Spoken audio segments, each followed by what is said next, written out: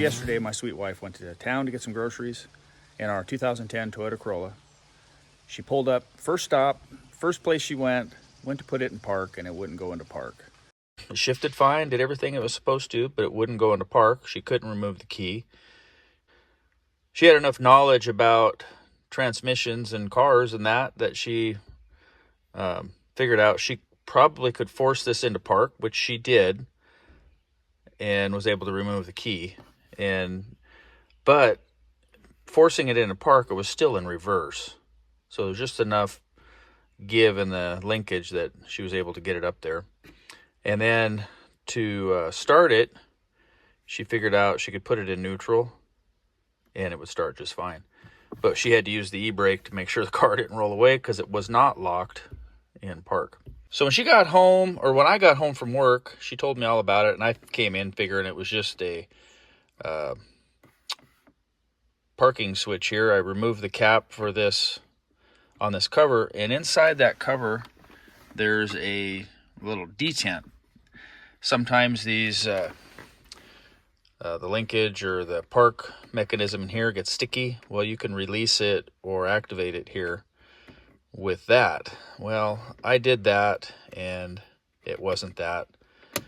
And then thinking maybe it's not this at all, I went out and removed the cable off the transmission. So down here you can see the shifting linkage, and then there's a bolt or a nut right here that I was able to undo, and that allowed the cable to move freely, and I was able to put it into park that way. But the transmission was not in park. So there's something going on here. I don't know if it's that switch there or if it's internal.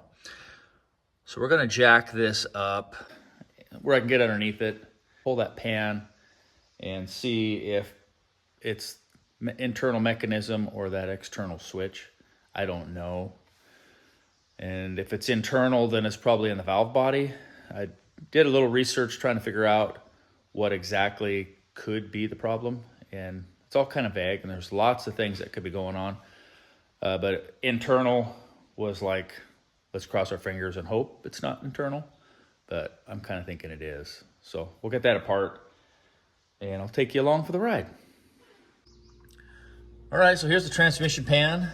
There's a difference between the engine oil pan and the transmission pan. Transmission pan looks like transmission pan.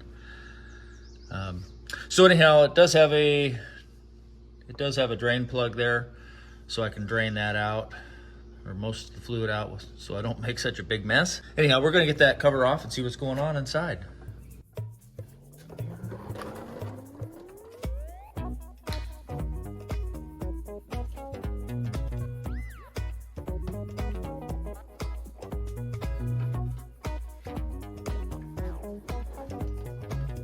So I'm half tempted to pull that switch off and see if maybe there's something inside of this switch. I don't know.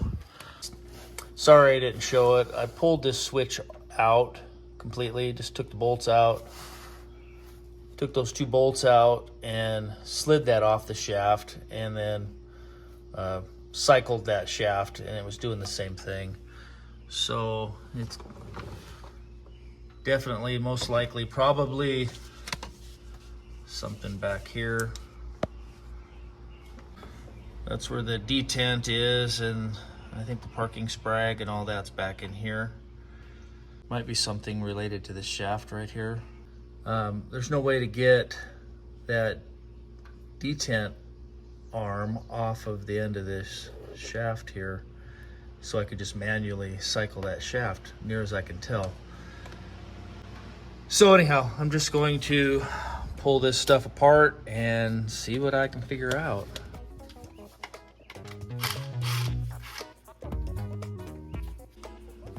Well, I pulled out the main valve body, sitting here on the counter. The linkage in the transmission will roll as far as park now. Well, it appears to anyways. So there's something in here. Now I'm going to just go ahead and pull this section off, because the shifter part is right here, and it's actually moving kind of stiff. Stiffer than it should be, I'm thinking, but it won't come out any further than that. So there's something hanging up. So I'm gonna go ahead and pull this off carefully and see what's going on in there. All right, a little side note, when I was taking this out of the transmission and I picked it up and was carrying it over here to the counter, this fell out into my hand. I don't know where it goes. So I've got to do a little research and figure out where that goes. I just got to find out where. And this, as you're pulling this out, pulling this down, this is spring loaded, so it kind of came out with that. I just need to remember it goes in the middle, which that's about the only place it can go because these two are secure in the transmission itself. Anyhow, I'm going to go ahead and pull this apart and see what's going on in there.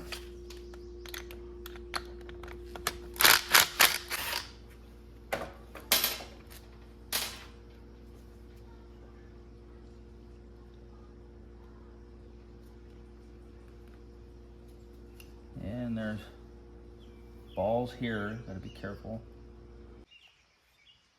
Worrying about that. All right, now what can I see?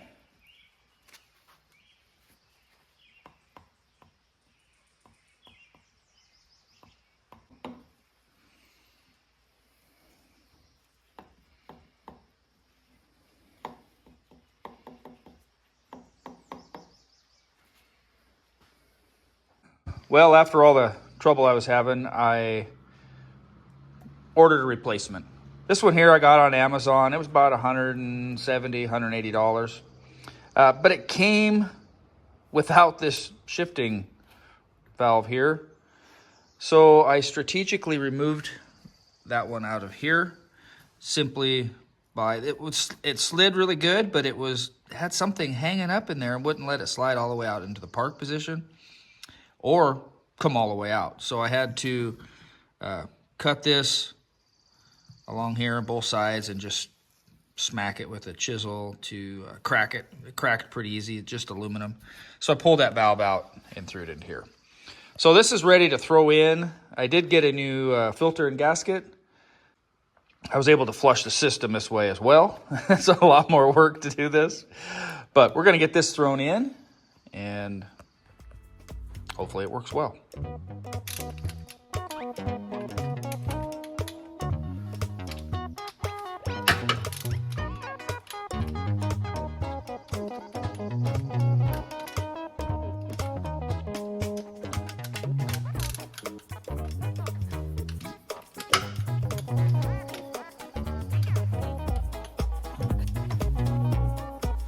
Plug all these back in.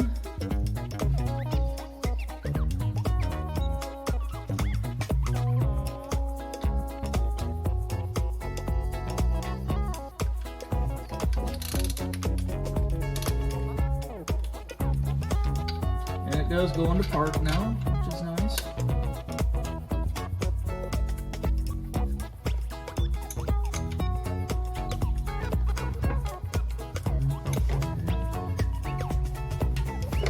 I've got a new filter.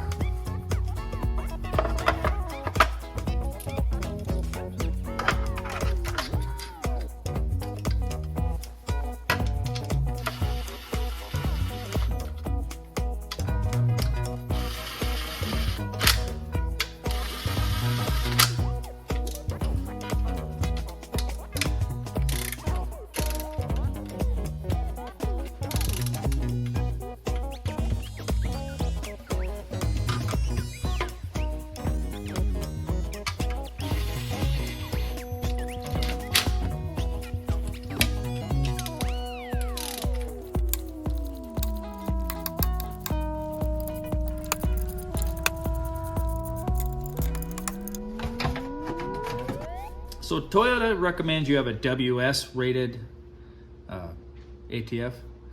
But what I've also read that if you have the Dextron 6 or the Mercon 5, it'll work just fine. I am going with this. This is a Max Life fluid, Valvoline. Supposed to be pretty good stuff. So I'm just gonna top this off with 6.5 quarts. it recommends 6.9. I'm going to put about 6.5 in there and run it, warm it up, and then top it off the rest of the way with the remainder or whatever I need to get it to the mark. All right, after the work I've done to this transmission, changing that valve body, I need to do a transmission relearn. To reset the TCM, there's several ways you can do it. Here at home, I'm just going to disconnect the battery for about 15 minutes, let the TCU drain down, and that'll force it into a reset. So I'm going to do that right now. We'll get this disconnected. We'll let it sit for 15. I'll put it back together, and we'll take it for a ride. So while I had it up in the air on jack stands, I ran it through the gears, make sure everything was working right. It seemed to be working good. So we're going to go for a ride, make sure it shifts like it's supposed to.